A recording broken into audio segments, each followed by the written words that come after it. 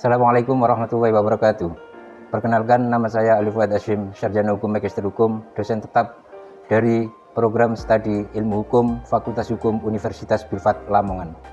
Saya akan melakukan penyusunan dokumen pernyataan diri dosen dalam unjuk kerja Tridharma Perguruan Tinggi atau disingkat PDD UKT-PT dalam bidang pendidikan dan pengajaran. Saya akan memaparkan salah satu mata kuliah yang saya ampu, yaitu Hukum Acara Pidana pada semester genap tahun ajaran 2024-2025. Dengan bobot 4 SKS, mata kuliah Hukum Acara Pidana merupakan mata kuliah wajib. Untuk deskripsi mata kuliah Hukum Acara Pidana, yaitu Hukum Acara Pidana merupakan salah satu mata kuliah wajib dalam rumpun hukum publik yang mempelajari norma-norma hukum yang mengatur tentang tata cara negara melalui alat perlengkapannya, merupakan atau bagian daripada penyidik, penuntut umum, dan hakim dalam menangani perkara pidana sejak tahap penyelidikan hingga pelaksanaan putusan pengadilan.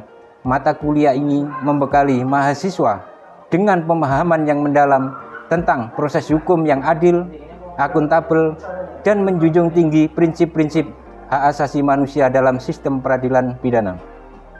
Mahasiswa akan saya ajak untuk tidak memahami hukum secara normatif, tetapi juga secara praktis dan aplikatif melalui studi kasus, analisis jurisprudensi, simulasi peradilan.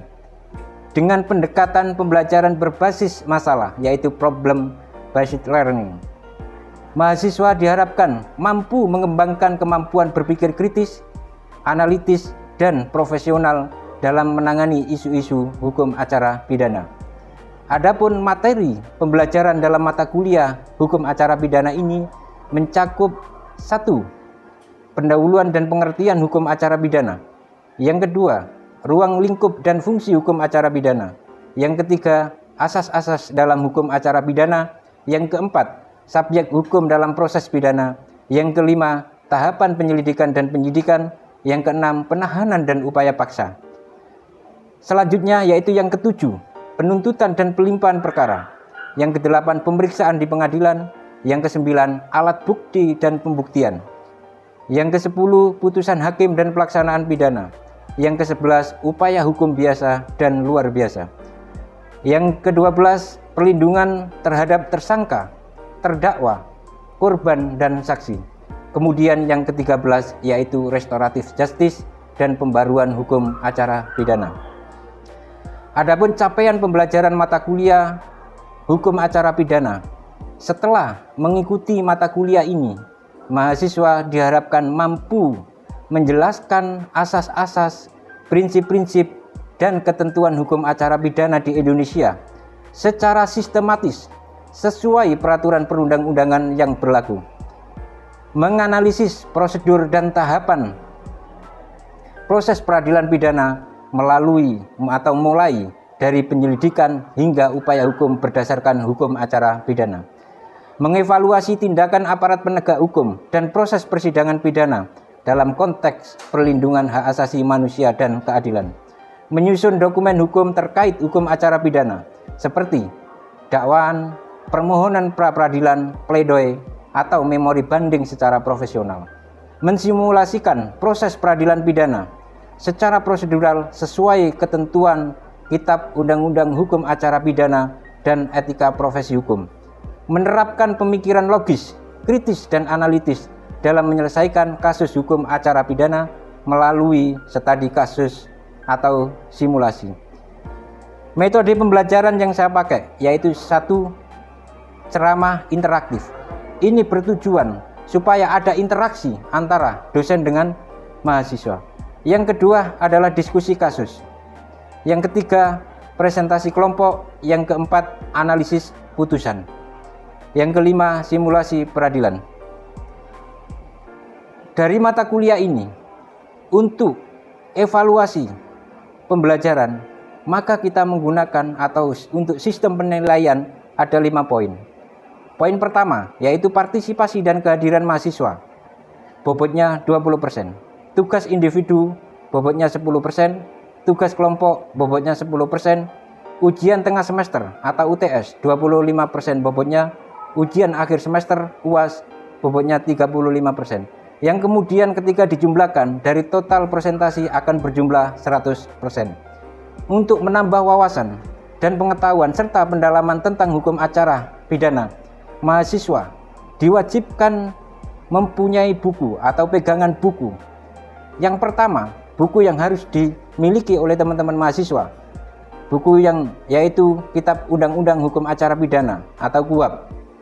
Yang kedua, buku pembahasan permasalahan dan penerapan KUHP pemeriksaan sidang pengadilan yang dikarang oleh Yahya Hara M tahun 2021.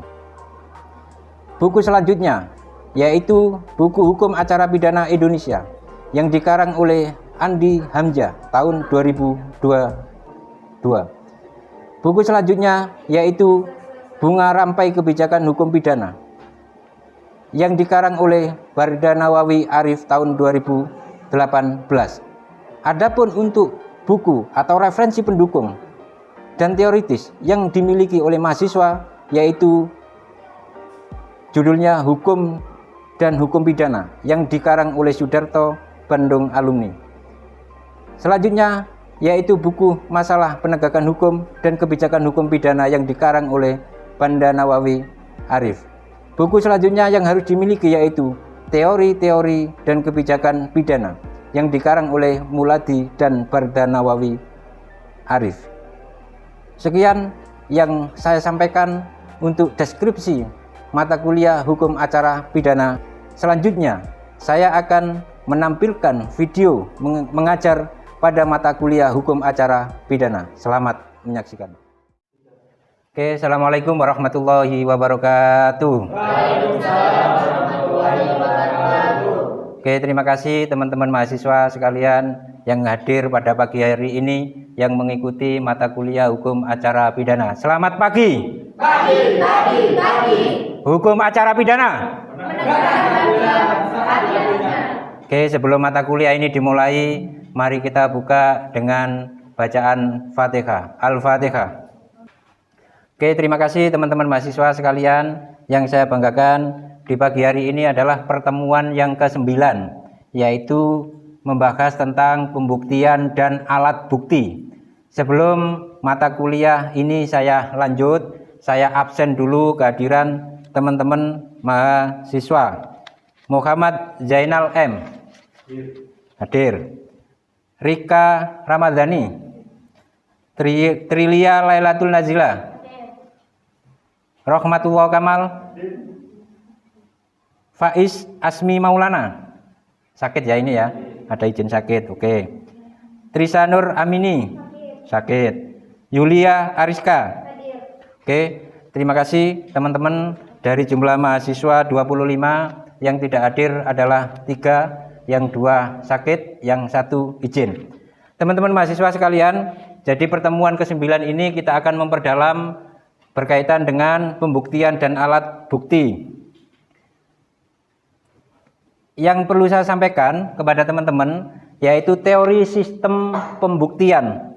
Jadi ada beberapa teori sistem pembuktian. Yang pertama adalah convection in time. Ini pembuktian yang menentukan salah tidaknya terdakwa hanya berdasarkan penilaian atau keyakinan hakim. Nah, ini yang kemudian kadang-kadang ketika ini diterapkan di Indonesia, seolah-olah hakim ini tidak adil. Seolah-olah hakim ini seenaknya sendiri. Tapi bagaimana lagi, ini sudah menjadi sebuah teori pembuktian. Teorinya convection in time. Teori yang kedua yaitu convection reasoning. Ini pembuktian yang menentukan salah tidaknya terdakwa berdasarkan penilaian atau keyakinan hakim yang didukung alasan yang jelas. Jadi teori pembuktian ini bagaimana hakim ini mempunyai keyakinan dan didukung oleh alasan yang jelas. Semisal ada beberapa barang bukti atau sesuatu atau peristiwa hukum yang dimana di situ adanya bukti ya yang sesuai atau yang ada kesesuaian dengan perkara tindak pidana tersebut. Teori yang ketiga yaitu teori positif Wetterlingstelsel. Ini pembuktian yang menentukan salah tidaknya terdakwa hanya berdasarkan pada alat bukti yang ditentukan dalam undang-undang. Teori ini yang sering digunakan, artinya apa? Teori ini mengedepankan suatu alat bukti ketika perkara atau tindak pidana itu diproses.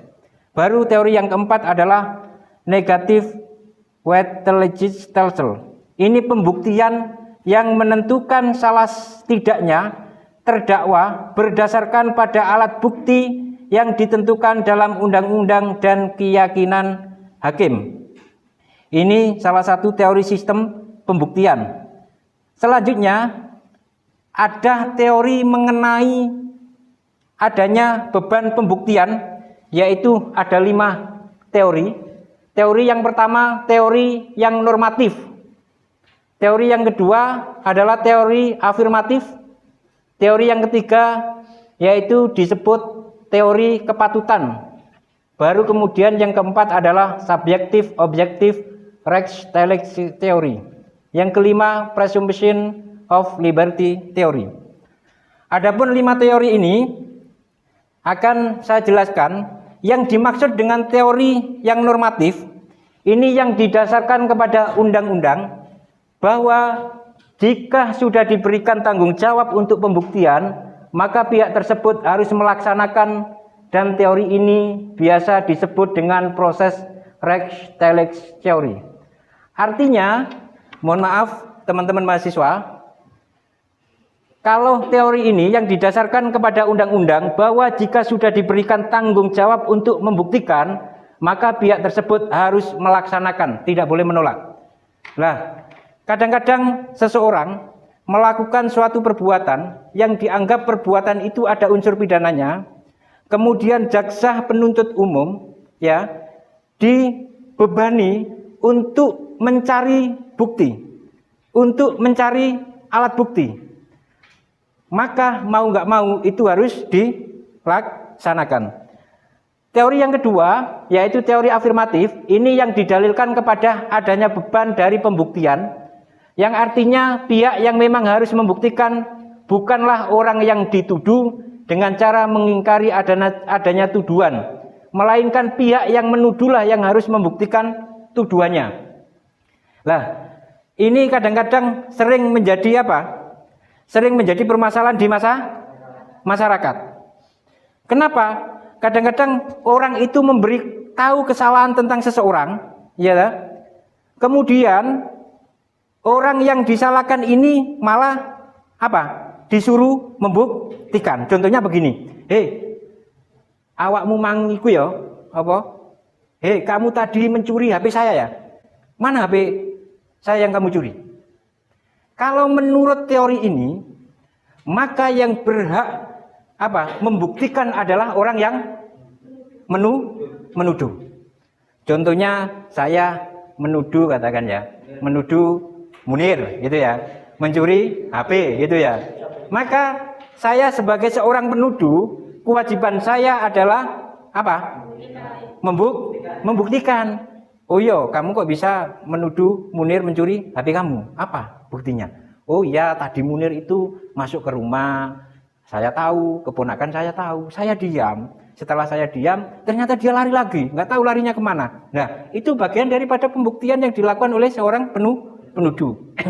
Baru yang ketiga, ini teori yang disebutkan kepatutan, di mana pihaknya yang dibebani akan kewajiban, akan dalil dan membuktikannya bukanlah siapa yang mendalilkan atau menuduh, melainkan pihak mana lebih kuat dalam melakukan pembuktian. Artinya pihak yang lemah tidak adil jika dibebani pembuktian, sehingga yang kuatlah yang harus diwajibkan untuk melaksanakan adanya pembuktian. Oke teman-teman sekalian, untuk teori yang keempat ini adalah teori subjektif objektif Rechtstellung theory. Ini berkaitan dengan yang mendalilkan adanya hak subjektif ataupun hak dari objektif, dan dibantah oleh pihak yang lain, di mana disebut mendalilkan adalah membuktikan adanya unsur yang objektif dan subjektif. Teori yang kelima ini adalah presumption of liberty theory. Selain teori yang disebutkan di atas tadi, terdapat adanya teori yang didasarkan atau mendasarkan kepada bahwa rakyat itu bebas sampai adanya pembatasan dalam undang-undang, di mana teori ini bisa digunakan dalam pengujian dari konstitusionalitas suatu undang-undang. Itu teman-teman sekalian berkaitan dengan teori-teori pembuktian. Sekarang kita membahas tentang alat bukti. Pengertian alat bukti itu bagaimana sih? Kira-kira apa yang kalian pikirkan? Ayo monggo, yang bisa menjawab. Alat bukti itu apa sih kira-kira? Ada yang bisa menjawab? Monggo.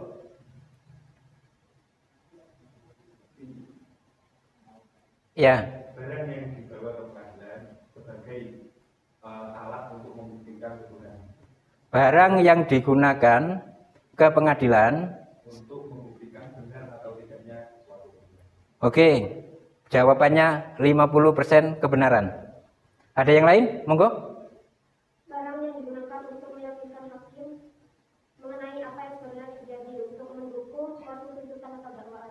Oke, jawaban dari Yuli seperti itu. Oke, terima kasih. Jadi dua jawaban itu sebenarnya sudah mengarah kepada jawaban berkaitan dengan alat bukti. Nah, yang dimaksud alat bukti ini pengertiannya adalah kebenaran dari dilakukannya tindak pidana oleh terdakwa atau segala dari yang ada dalam kaitannya dengan adanya suatu perbuatan, serta dapat atau keyakinan dari hakim dapat dijadikan bahan pembuktian dikarenakan adanya bukti yang atau adanya alat bukti yang ada.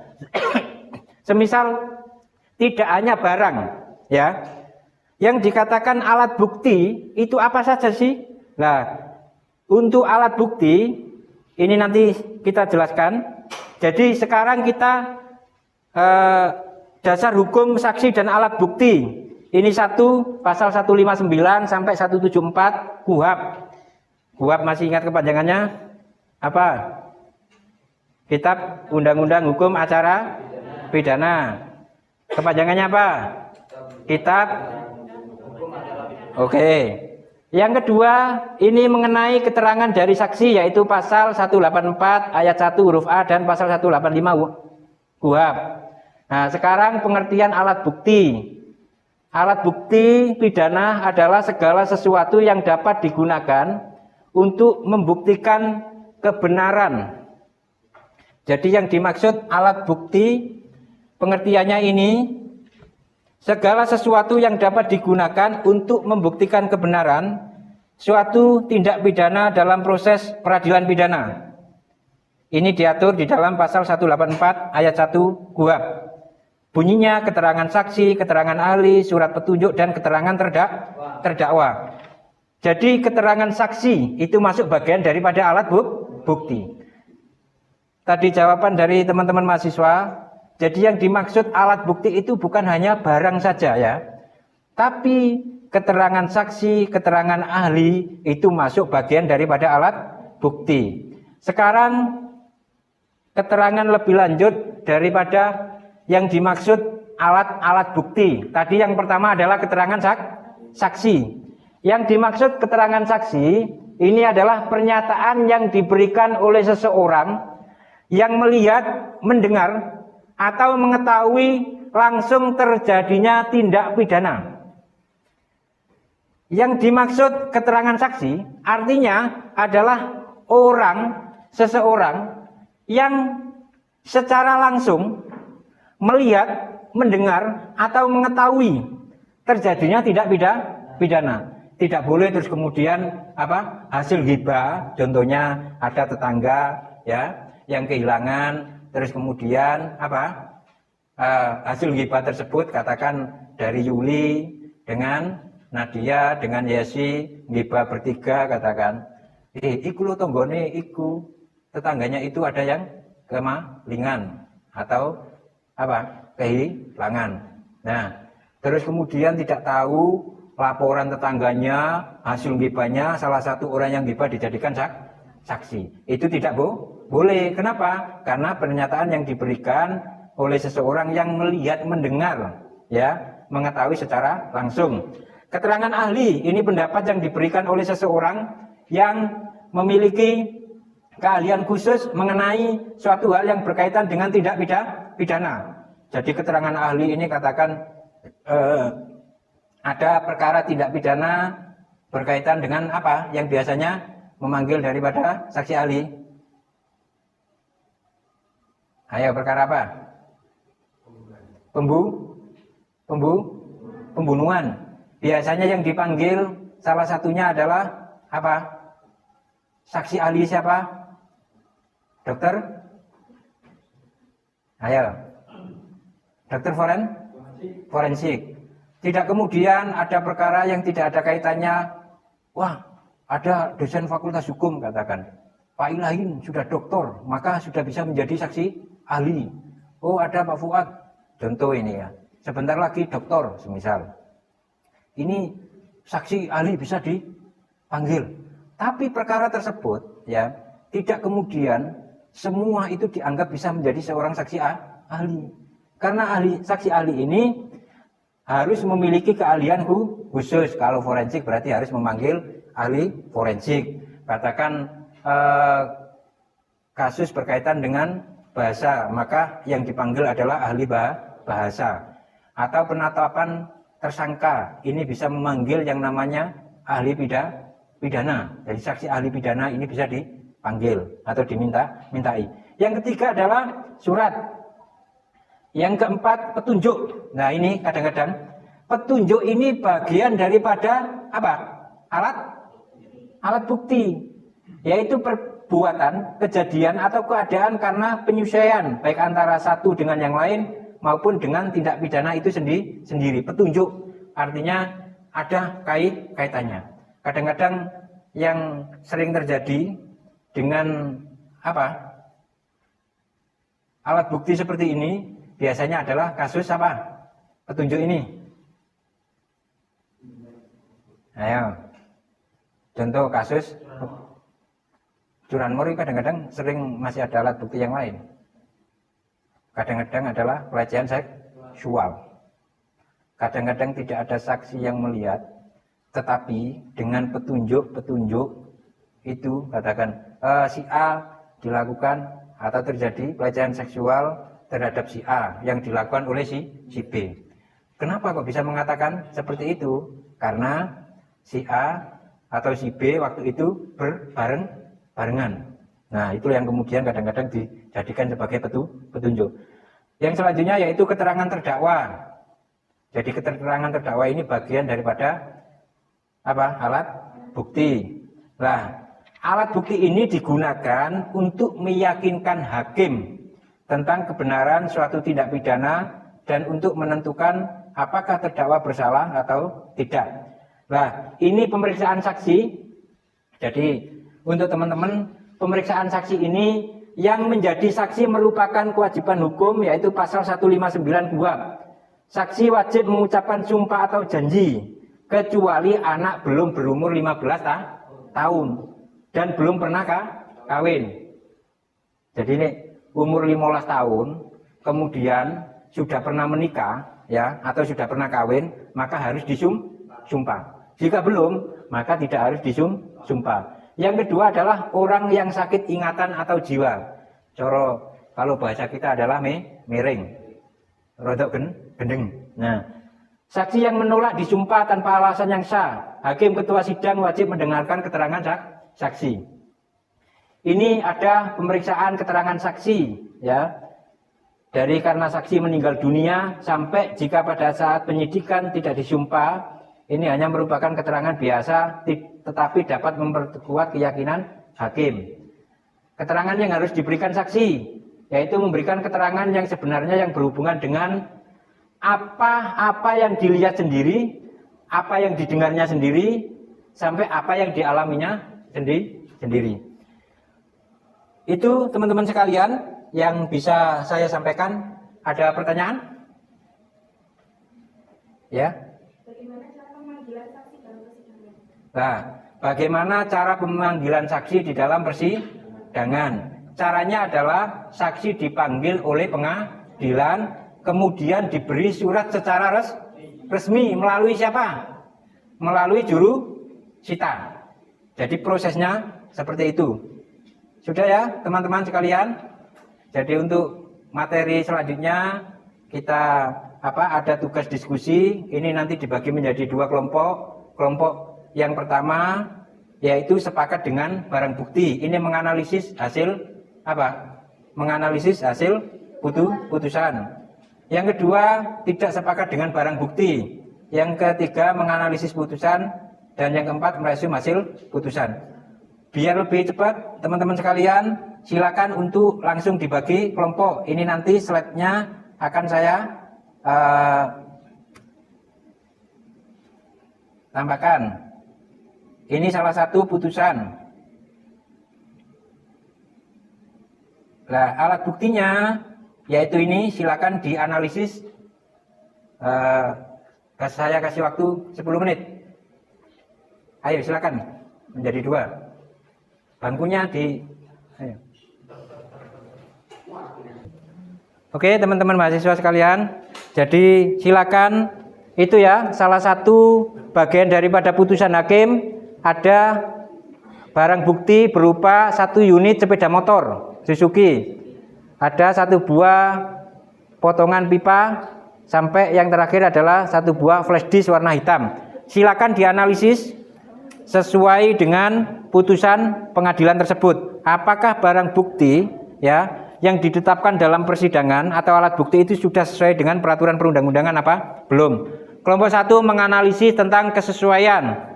Kelompok 2 menganalisis tentang ketidaksesuaian. Oke, saya kasih 5 atau waktu 10 menit. Oke teman-teman mahasiswa sekalian, silakan dipresentasikan dulu dari sini.